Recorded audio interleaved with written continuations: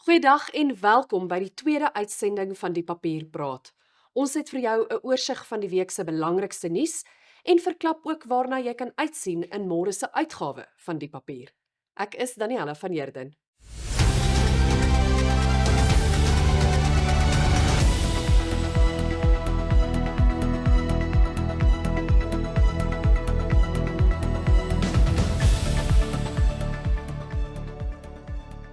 Van die belangrikste nuus waarna jy kan uitsien in hierdie bulletin.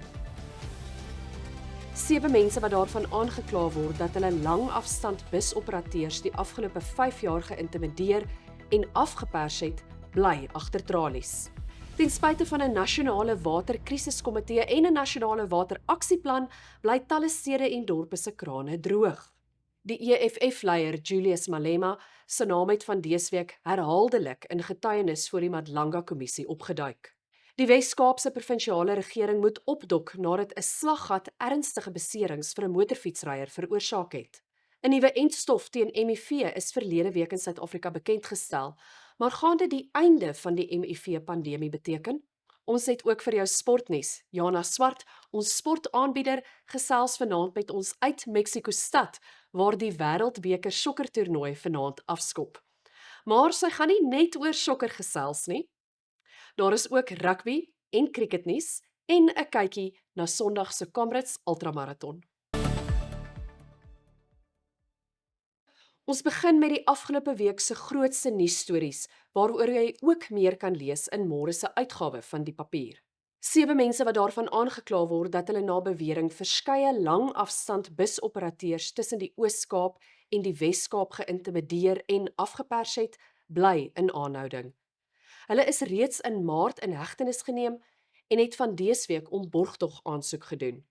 Dit is egter nie toegestaan nie. Die beskuldigdes staan tereg op 156 aanklagte, insluitend afpersing, poging tot afpersing, intimidasie, geldwasery, ontvoering en oortredings van die wet op die voorkoming van georganiseerde misdaad. Verskeie busmaatskappye, hulle personeel en passasiers het die afgelope 5 jaar deurgeloop onder afpersing en geweld. Die Intercape busdiens het 14 Hooggeregshof aansoeke gebring, dit om die staat en die Suid-Afrikaanse Polisiediens te dwing om op te tree. Die uitvoerende hoof van Intercape, Johan Ferreira, het van dese week met Die Papier gepraat oor sy stryd vir reg en geregtigheid. Regtig dankbaar daarvoor en ek is baie dankbaar dat ek kan teruggaan na my personeel toe en sê, jy weet dat daar is nou 'n arrestasie en hulle is nou in die tronk en hulle is verhoor afwagtend en dat dit nie leë beloftes was nie, want ek het 'n belofte aan hulle gemaak en ek nie dit gaan los nie. Ek sal, solank hulle bereid is om te veg en op te daag en te kom werk en die busse te bestuur en die gevaar te trotseer, sal ek presies dieselfde doen. En ja, jy weet, hulle plaas hulle lewe op die lyn. In die aard van die saak is my lewe in gevaar, my familie se lewe is in gevaar. En dit is 'n baie slegte plek om jouself te bevind as jy in gevaar is en jy weet daar's nie beskerming nie. En dit was dan die uitvoerende hoof van Intercape busdienste, Johan Ferreira. President Cyril Ramaphosa het in Februarie 'n groot deel van sy staatsrede aan die land se waterkrisis gewy en onder meer Johannesburg se watervoorsieningsprobleme uitgesonder. Deel van sy beloofde oplossing hiervoor was 'n nasionale waterkrisiskomitee en 'n nasionale wateraksieplan. Albei is glo volgens die presidentsie reeds in plek, maar talle moedelose Suid-Afrikaners landwyd sit steeds gereeld sonder water in hulle krane. Ramaphosa het aanvanklik beloof dat die plan teen einde Maart aangekondig sal word, maar toe uitstel gevra tot 4 Junie.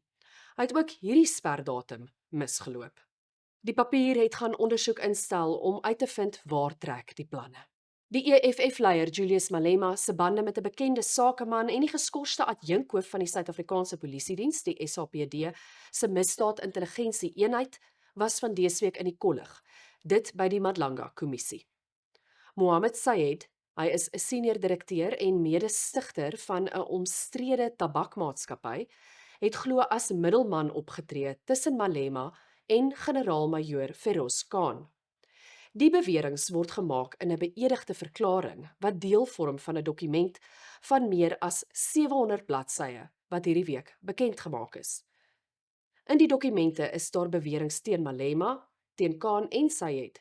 Dit van politieke beskerming, vertroulike polisie-inligting wat uitgelek het, inmenging by tenders, die gebruik van parlementêre prosesse teen politieke opponente en die beweerde aanwending van staatsbronne om private sakebelange te bevorder.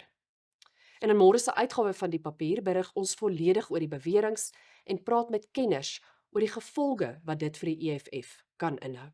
'n Motorfietsryer wat ernstig beseer is nadat sy motorfiets 'n slaggat buite George getref het van dese week na 'n regstryd van 14 jaar gehoor dat die Wes-Kaapse Departement van Infrastruktuur aanspreeklik gehou kan word vir die ongeluk.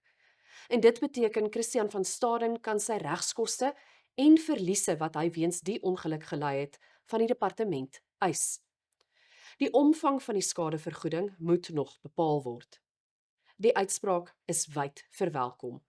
En volgens Bobby Ramabwedi, die uitvoerende hoof van die Automobiel Assosiasie of AA, is dit 'n keerpuntuitspraak wat die regering en padgebruikers daaraan herinner dat regsprosesse beskikbaar is wanneer die staat sy plig versuim. 'n Nuwe entstof teen HIV is verlede week deur die Departement van Gesondheid bekendgestel. Mense wat hierdie medikasie gebruik, kan volgens 'n kenner tussen 98% en 100% seker wees dat hulle nie HIV sal opdoen nie. Dit sal egter eers net aan 450 000 Suid-Afrikaners beskikbaar gestel kan word weens die hoë koste daaraan verbonde. En teen R450 000 per persoon per jaar sal dit vereers nie 'n langtermyn alternatief vir ander voorkomende antiretrovirale middels wees nie. 'n Internasionale fonds het die 450 000 dosisse vir Suid-Afrika geborg. Om die HIV-vigspandemie in Suid-Afrika te stop, word ongeveer 2 miljoen dosisse benodig. Suid-Afrika wil HIV teen 2030 as 'n openbare gesondheidsbedreiging uitskakel. Nou vir 'n kykie na nuus uit die res van die land, verskaf deur ons susterpublikasie Nova News.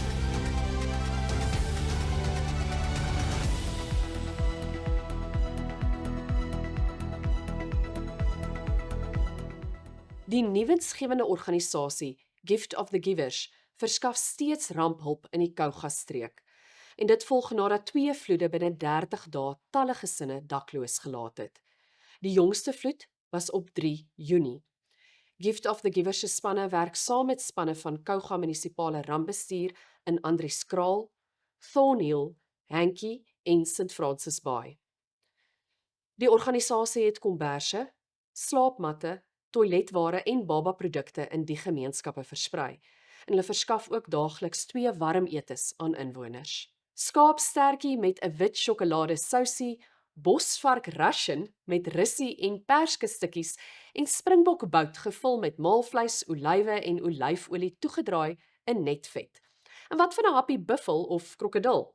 Wel, dis maar enkele van die geregte wat te koop aangebied is by die Wildskosfees wat verlede week by die Oude Kraal buite Bloemfontein gehou is. Die papier was ook daar.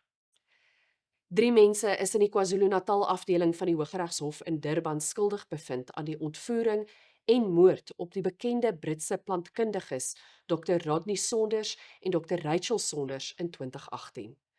Fatima Bibi Patel, Saifuddin Delvecchio en Musa Jackson is skuldig bevind op aanklagte van ontvoering, roof met verswaarende omstandighede, diefstal en 2 aanklagte van moord. Dit was dan enkele nuusgebeure uit die res van die land, soos verskaf deur Nova News, ons susterpublikasie.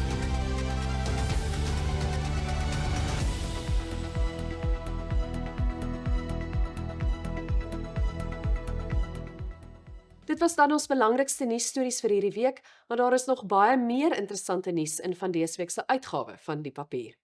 Jou bier gaan dalk binnekort minder skop hê, maar teen dieselfde prys.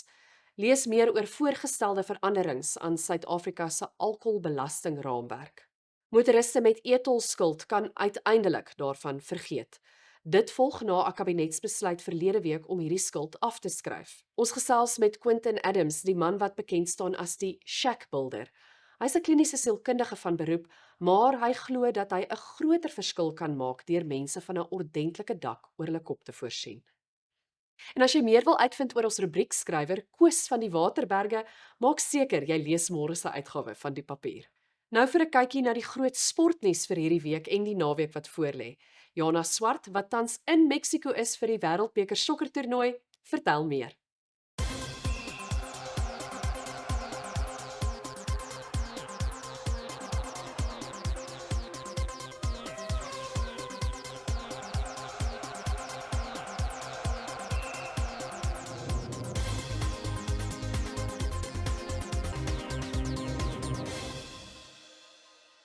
En vanaand se sportnuus. Die Wêreldbeker sokkertoernooi begin oor minder as 2 ure en Sondag is dit tyd vir die Comrades Marathon, een van die hoogtepunte op ons land se sportkalender. Ons het ook vir jou rugby nuus en kyk na die Protea Vrouespan se T20 Wêreldbeker veldtog. Ons begin by sokker. Bafana Bafana speel later vanaand in die openingswedstryd teen Mexiko. Byna 100 000 toeskouers sal die wedstryd hier in die Azteca Stadion in Mexiko-stad bywoon. Hugo Broos, die Bafana afrigter, sê hulle het hul huiswerk deeglik gedoen en het 'n wedstrydplan. Die wedstryd begin om 9 uur.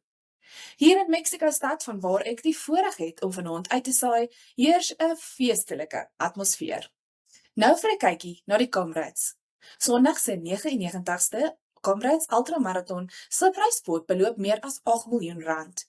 Dit is die grootste nog, met die mans en vroue wenners wat 925 000 elk ryker sal wees. As Gerda Steyn vanjaar wen, sal sy slegs die 7de atleet in die geskiedenis word om 5 of meer eerste plekke los te hardloop. Vanjaar se wedloop is opdraand met deelnemers wat in Durban wegspring en in Pietermaritzburg eindig. In die wêreld van rugby, die voormalige Springbok en Bulls kaptein Victor Matfield het op die papier gesê die Bulls moet fokus op die lesse wat geleer is uit hul vorige VRK-eindstryd. Die span berei in Pretoria voor vir aanstaande Vrydag se eindstryd teen Leinster in Dublin. Morne Steyn, nog 'n Blue legende en die Lions se skopafrigter, glo nie daar is rede tot kommer oor die Bulls se loskakel Handré Pollard se skopwerkpale doen nie. Pollard het in die halfeindstryd teen Glasgow Warriors met 3 agtereenvolgende pogings misluk. Dit is die Bulls wat nog nie die kampioenskap kon wen nie, se 4de VRK-eindstryd. Skotland se Suid-Afrikaanse vleuel, Duan van der Merwe, is deel van die Barbarians groep wat volgende Saterdag teen die Springbokke in Gqeberha speel. Van der Merwe het vanjaar nog net in 1 wedstryd vir die Skotte in die 6 nasies uitgedraf. Hy sal die wedstryd wil gebruik om die oog van die Skotse keerders te vang vir die komende Nasies kampioenskap. Die voormalige Springbokkaptein John de Villiers glo die groep onder 20 spelers wat van dese week by die Springbokke se oefenkamp in Johannesburg betrokke is, moet soveel moontlik leer by die Nieu-Seelandse aanvalsafrigter in die kamp, Tony Brown. De Villiers het aan die papier gesê, Brown se kennis en insig sal van onskatbare waarde wees. Brown sluit weer in 2028 by die All Blacks afrigtingsspan aan. In cricketnuus. Die Protea Vrouespan begin Saterdag hulle T20 Wêreldbeker veldtog in Engeland teen Australië in Manchester. Suid-Afrika is in groep 1 ingedeel met Bangladesh, Indië, Nederland en Pakistan. Die wedstryd begin om 3:30. Laura Wolfaard, openingskolwer en kaptein, se span was al 2 keer in die eindstryd en hoop om vanjaar die trofee omhoog te hou. Ek is hier by Estadio Azteca en die gees is ongelooflik. Ek was 2 dae terug hier en dit was nie so nie, maar vandag is dit absoluut gees oral, mense wat sing. Ek het gedog in Suid-Afrika gaan dit lekker, maar hier gaan dit dik. Suid-Afrika en Mexiko gaan môre kop aan kop hierso 1 uur die middag, maar in Suid-Afrika is dit 9 uur. Dis vreeslik lekker om hier te wees. Die mense is ongelooflik vriendelik.